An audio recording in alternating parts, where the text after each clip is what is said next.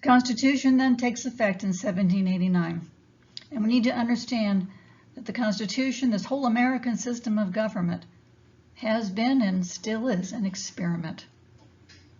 Can man truly govern himself? Can people govern themselves? Can a nation be successful and powerful and its people thrive without monarchy in place? Because that had been the rule for basically forever. There were some who, although supporting of this new government, were a little worried. Benjamin Franklin, for example, once said that he feared that Americans were prone to pay too much regard to their rights and not enough regard to their duties as citizens of a self-governing country. George Washington feared rebellion, that the Americans had kind of become used to rebelling against lawful authority. He feared that the rebellions could bring down this system of government. But nevertheless, everyone, I think, was pretty much determined that this experiment in government would have a fair trial. George Washington, in fact, upon becoming president, pledged his last drop of blood in support of the new country and its governing principles. So as you know, the first president of the United States was indeed George Washington. He was the best known and most admired man in the country. It made total sense that Americans would turn to him as their first president. And it was lucky for the United States that he also had the ability to carry out the task of getting this new government off the ground. The vice president, the first vice president, is John Adams, who was a revolutionary leader from Massachusetts. And in those days, both Washington and Adams had run for the presidency. The one who won the most electoral votes, Washington, became president. The guy who came in second, Adams, became vice president. There were no political parties yet. They're coming, but they're not there yet.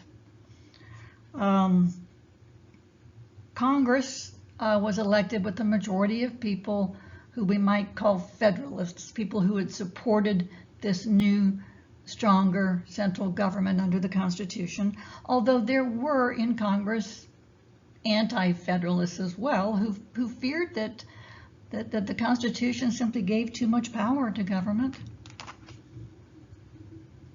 But when Washington became president, he was very much aware that everything he did as the first president would be seen as an example, a precedent for future presidents to follow.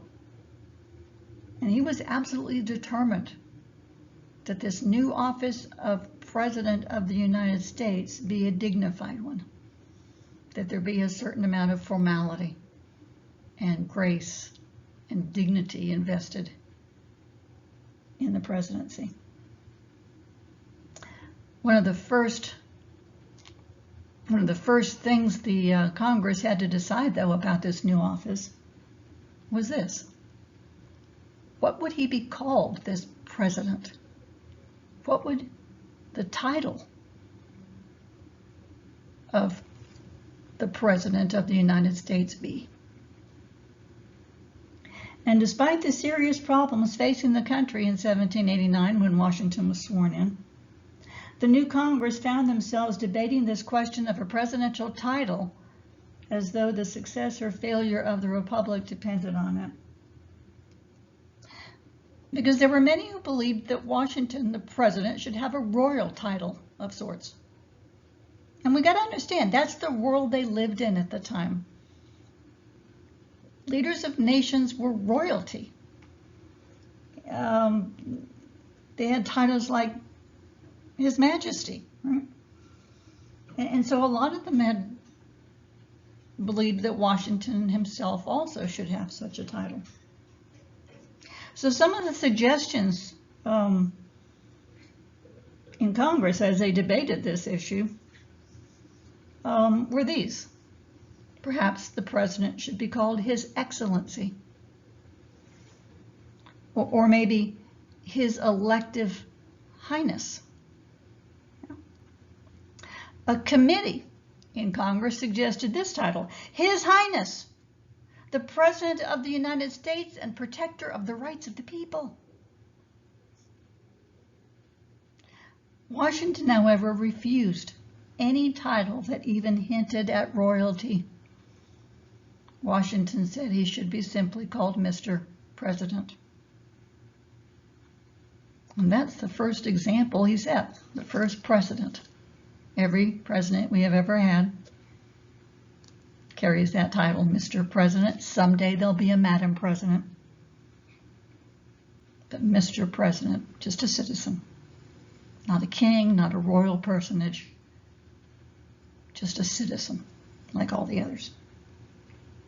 Now that doesn't mean that Washington is not going to invest some hints of royalty, however, in the way he conducts his office. For example, take a look at his carriage up there in the top corner of the slide. Beautiful gold gilt carriage that would go to the streets every day, taking Washington to work. Drawn by 6 matching cream-colored horses and escorted by uniformed guards.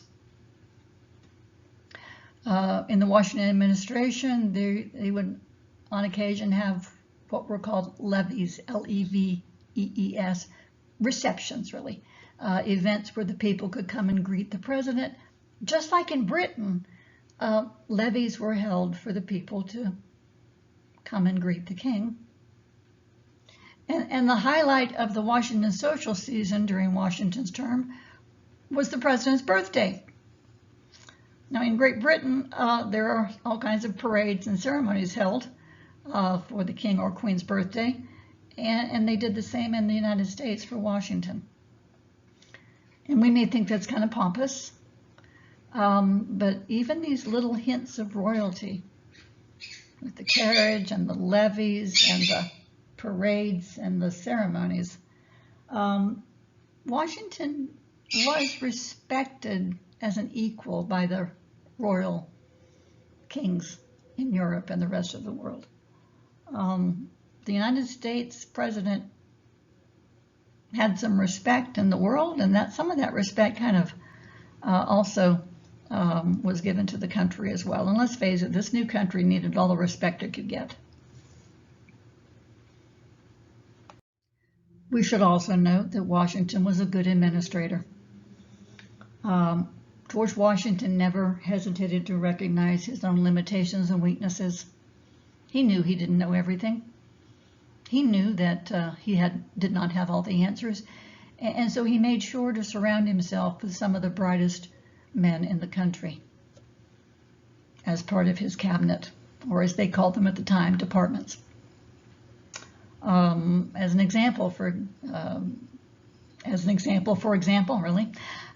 example, Washington will appoint as his first Secretary of State Thomas Jefferson, the author of the Declaration of Independence.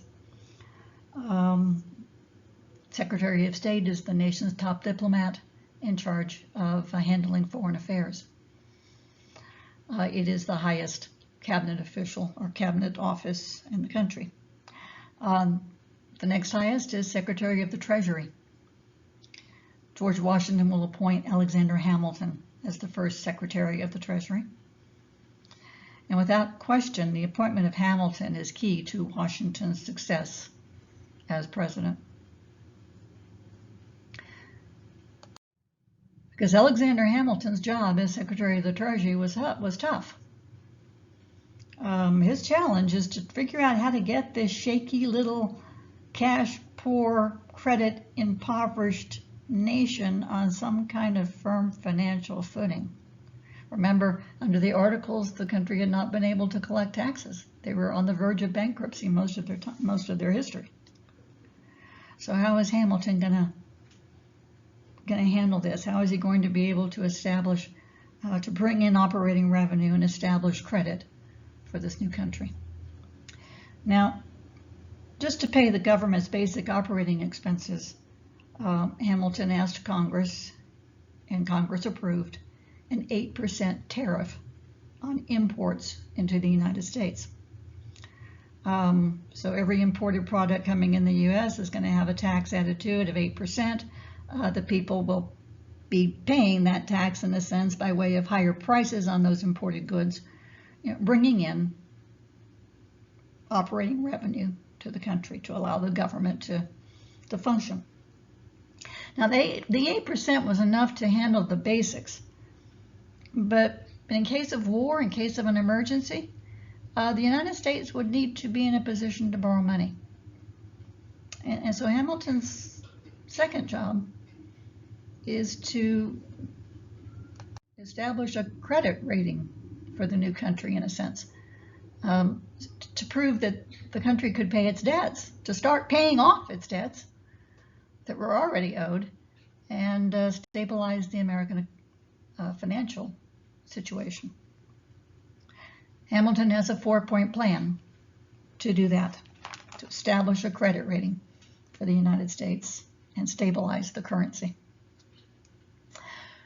First point, Hamilton needs to convince Congress to assume the Confederation debt, to take over all of the debts that were outstanding under the Articles of Confederation. Now, I guess in theory they could have said, well, that was the old government. This is the new government under the Constitution. We're not going to pay those debts. But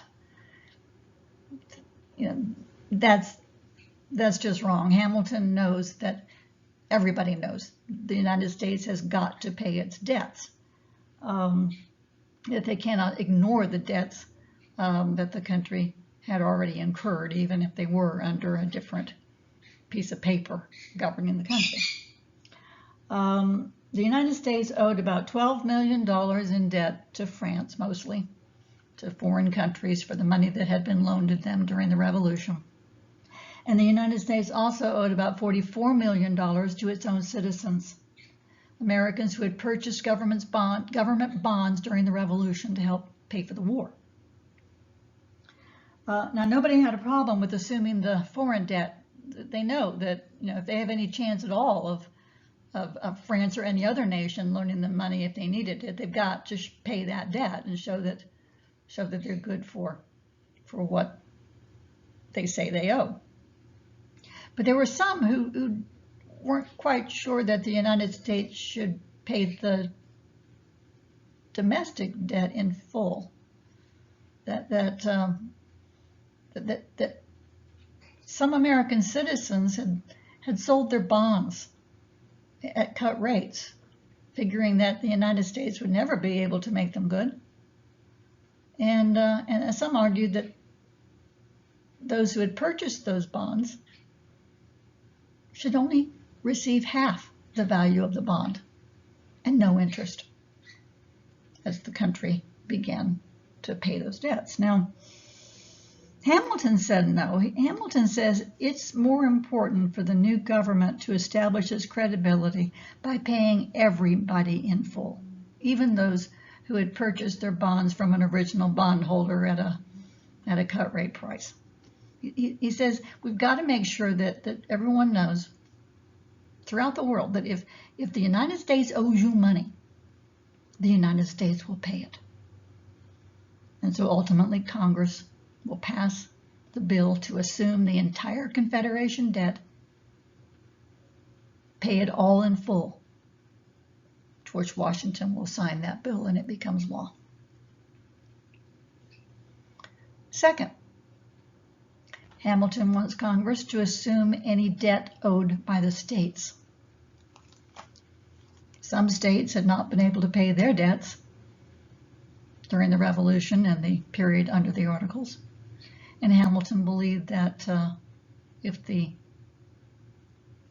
Congress, if the U.S. government assumed those debts as well, paid those debts, it would further prove American credibility and prove America's financial strength.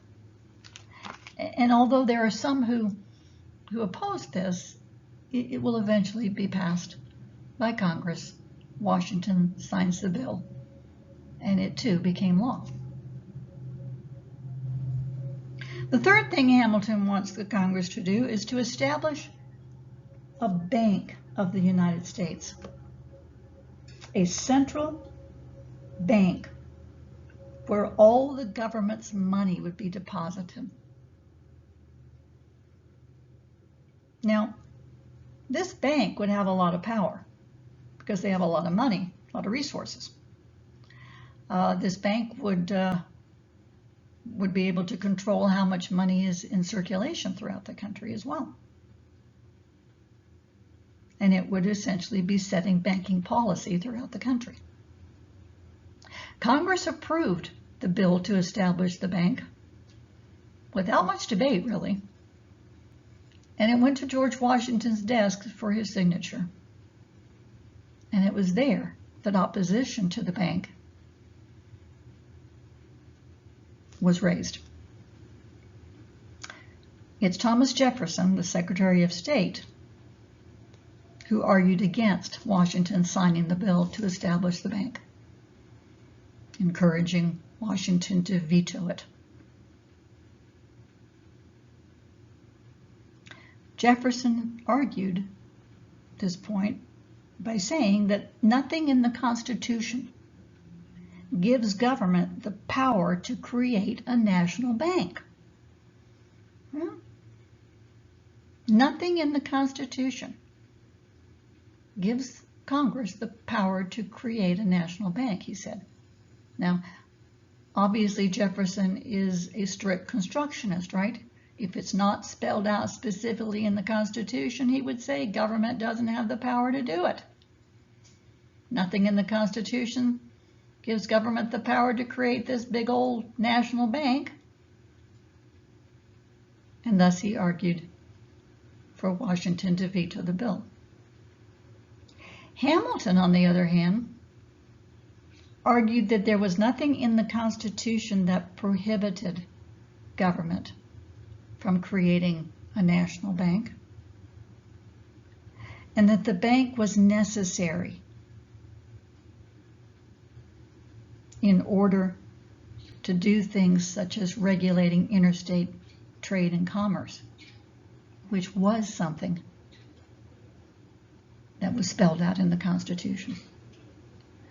So Hamilton is taking the broad interpretation of the Constitution, right, using the elastic clause, arguing that the bank is necessary to have for the government to carry out other duties that are spelled out in the Constitution.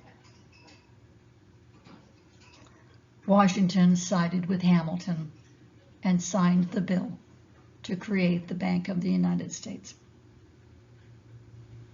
So far, Hamilton is 3 for 3, but his fourth initiative failed. The fourth thing he wanted to do was to get Congress to increase that 8% tariff on imports in order to encourage American businesses to manufacture and compete against European manufactured goods. He believed that if Americans were producing more of their own manufactured goods, they could sell them at a cheaper price than the foreign imports, and this could help the American economy grow and prosper. Unfortunately, we should note, though, Hamilton was not able to get enough Congress people to agree for a higher tariff, and he had to settle for 3 out of 4 of his goals to be achieved. But we should note that Hamilton is a great success. Congress was able to start paying down their debts owed to both foreign creditors and domestic. The Bank of the United States did help to stabilize the American currency, strengthen that currency, and thus Alexander Hamilton of musical fame, Broadway fame, is very important in the success then of Washington's first term and the economic success of the country in general.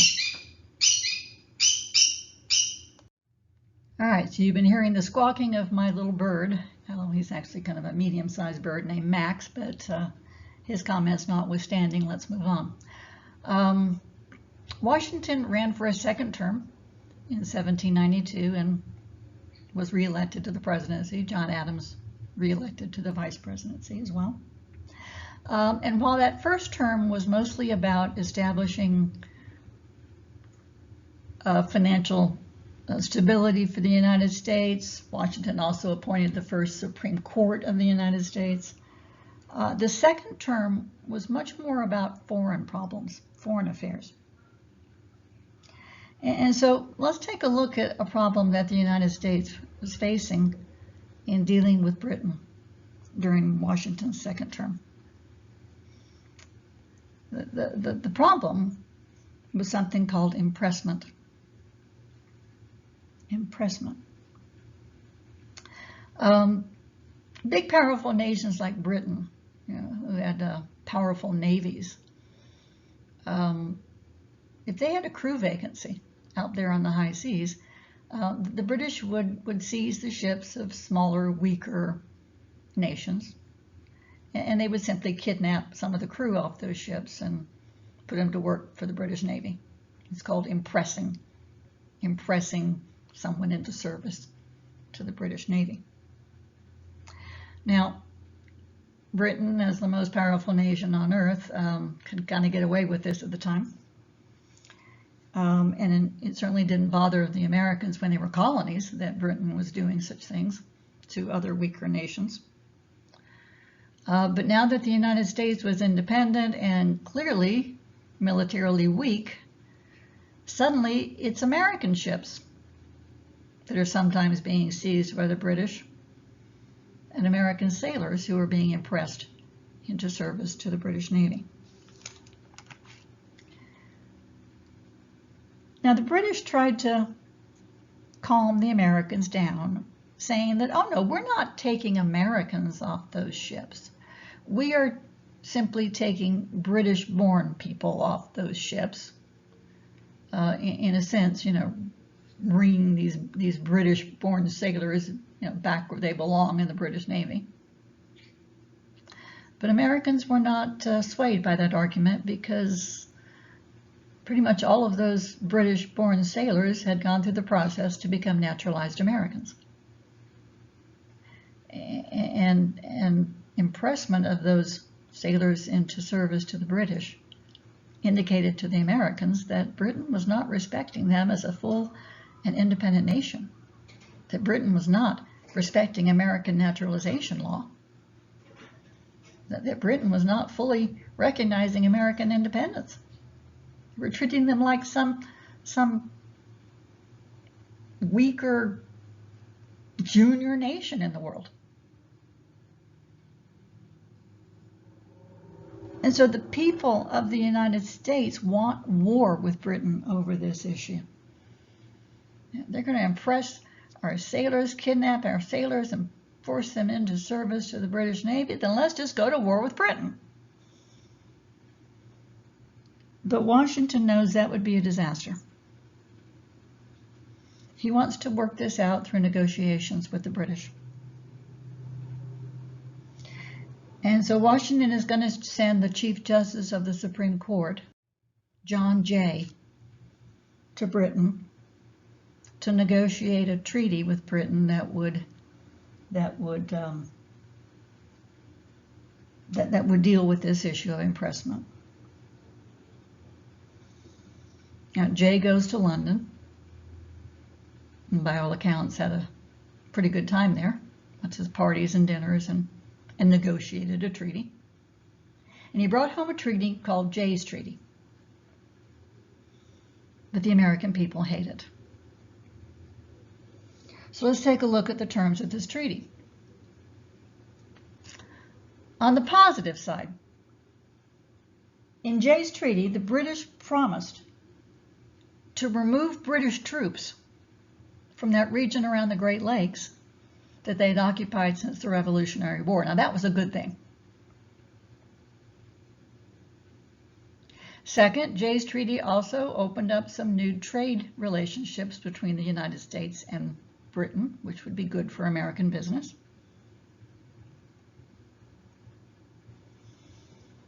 But on the not so good side, Jay's Treaty required American citizens to pay any debts that they had to British businesses from before the Revolution. These were debts that Americans did not want to pay, had been avoiding paying for a long time, considering it part of their protest against British tyranny, and they were angered by the fact that Jay's Treaty would require them to pay those debts. But finally, Jay's Treaty said nothing about impressment. Jay's Treaty had no provisions dealing with this question of impressment. Wasn't even mentioned at all, much less stopped. And so Americans protested Jay's Treaty. John Jay really couldn't go anywhere in the country without seeing himself hung in effigy. No, they're not hanging John Jay. They're hanging like a dummy, right, with his name on it. John Jay, we hate you and your treaty. But let's note that George Washington was happy with this treaty because it calmed down the tensions between the two countries and kept the United States out of a war with Britain that they would have been sure to lose at this point in time. A second treaty that was made during Washington's second term was a treaty with Spain called Pinckney's Treaty. Now, hopefully you'll remember that under the Articles of Confederation, Spain had been giving the United States some problems, challenging Americans who were attempting to settle in this new territory south of the Ohio River that had been ceded to the U.S. by Britain. They were on occasion capturing American ships who were attempting to use the Mississippi River as a trade route, America's very own western boundary, right? And the Spanish, who controlled the port city of New Orleans, refused to allow Americans to do business there as well. Pinckney's Treaty is going to solve all of that. Negotiated by Thomas Pinckney, the Spanish essentially gave the United States everything they asked. No more would Spain attempt to block American settlement into that Southwest territory here. No more would American ships be harassed on the Mississippi, and Americans were quite free now to do business in New Orleans. Let me note that essentially Spain had decided it really wasn't worth their effort to try to block Americans in what was really their own territory on their own western boundary of the Mississippi River, and that perhaps they could actually make a lot of money by Americans doing business in New Orleans. So this was an easy treaty that greatly benefited the United States, its economy, and met with approval throughout the country. But Washington's second term was also marked by the beginnings of political parties. You started to see Americans kind of banding together. Max, would you please be quiet? Americans started coming together on political issues, creating what we call political parties, what they called factions. And there are going to be two parties that come together at this point in time. Now, I'm not going to go through a lot of detail on this recording because I've put up a document that essentially takes your notes for you that outline the positions of these two political parties, the Federalists and the Republicans. This is the first party system in the United States. There'll be two more that will come later. But you do need to take a look at that document and understand the issues and the positions of these two parties on the things that matter to Americans at this point in time, Federalists and Republicans. The last thing I want to talk about from Washington's term before he leaves office was a rebellion that began in Pennsylvania in 1794. It was kind of a test for the new government of the United States. The rebellion is known as the Whiskey Rebellion. Farmers in Pennsylvania are pretty hacked off because the government had passed a new tax on whiskey. Now, we need to understand that these farmers in Pennsylvania are not just a bunch of drunks who want their whiskey cheaper. These are farmers who grow the wheat that is sold to the distilleries to make the whiskey, and they fear that this new tax on whiskey will hurt their business, will hurt their profits in selling wheat. I swear to God, Max, if you don't be quiet. So this rebellion breaks out in 1794, and here's the question under the new Constitution. The Constitution gives the federal government the power to put down riots and rebellions in the states. Remember that the Articles of Confederation had not. Would Congress use its power? Would Congress use its power to put down a riot, a rebellion in Pennsylvania? And the answer was yes.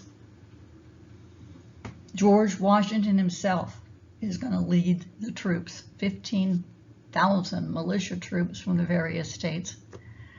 He will lead those troops into Pennsylvania to put down this riot of a couple of hundred farmers.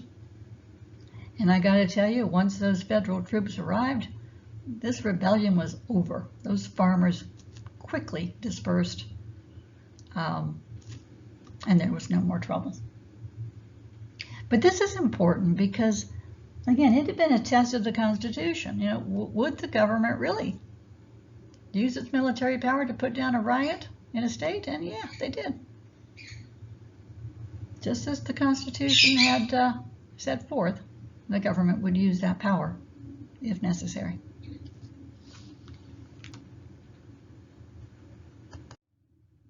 George Washington made the decision to retire from the presidency after 2 terms in office. He chose not to run again in 1796. And when he made that decision, he set another precedent, another example for future presidents, the 2-term tradition. It wasn't law at that point in time, but no president after Washington went against that 2-term tradition to run for a third until 1940, when the United States, coming out of the Depression and on the verge of war, World War II, we'll see Franklin Roosevelt running and being elected to a 3rd term and a 4th, although he died in the 4th term. But we need to understand why Washington made that decision to retire after 2 terms. Washington was very much concerned that if he was elected to a 3rd term, he might die in office. And that was something kings did, right? That if he died in office, he would, in a sense, be setting the precedent that presidents just keep getting elected over and over again until they're dead. And he did not want to set that precedent. The United States was not a monarchy. Presidents did not rule for life. In the 1950s, a constitutional amendment was added that officially restricts a president to 2 terms. But when Washington made the decision to retire, he also issued a farewell address that was printed in newspapers around the country, in which he advised Americans on certain issues. that he was concerned about. Let's note, one, that Washington advised strongly against political parties. As we've noted, the Federalists and the Republicans, this first party structure in the United States, was forming during Washington's second term, and Washington did not approve of it. Washington practically begged Americans in this address not to form political parties because he thought that parties would place their own selfish desires and interests for re-election, above the public good. They might do things that weren't good for the United States in their quest for political power and re-election.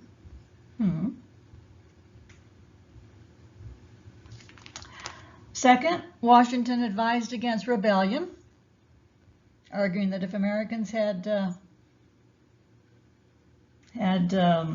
opposition to government policy, they should protest legally, sign a petition, have a demonstration, but don't rebel against the United States government, like that whiskey rebellion. Third, Washington advised against sectionalism.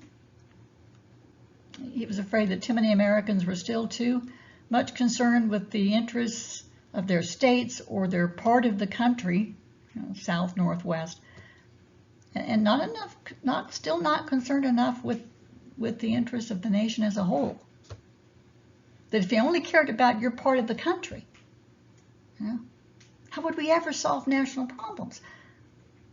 If the country was divided on issues, could that possibly lead to something like a civil war? And fourth, Washington advised the nation on foreign policy, advising Americans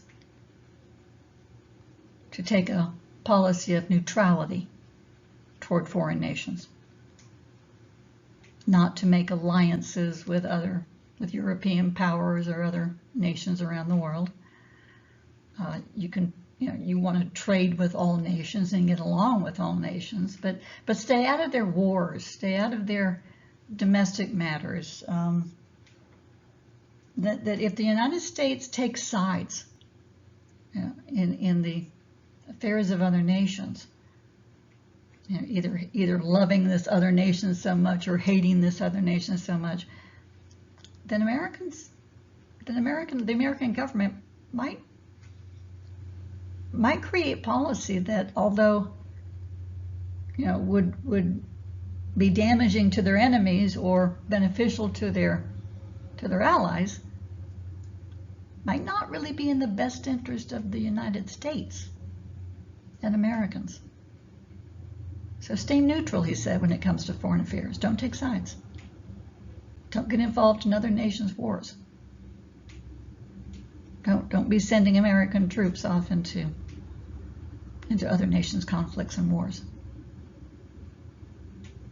This policy of neutrality is important because for the next 100 years, into the 20th century, the U.S. government will use that policy of neutrality as its basic guide for American foreign policy decisions. It's not until the 20th century, World War I, that we see that basic policy of neutrality beginning to change. All right, so I'm going to end this one here. The next recording will be about the second president, John Adams, and we'll pick it up there.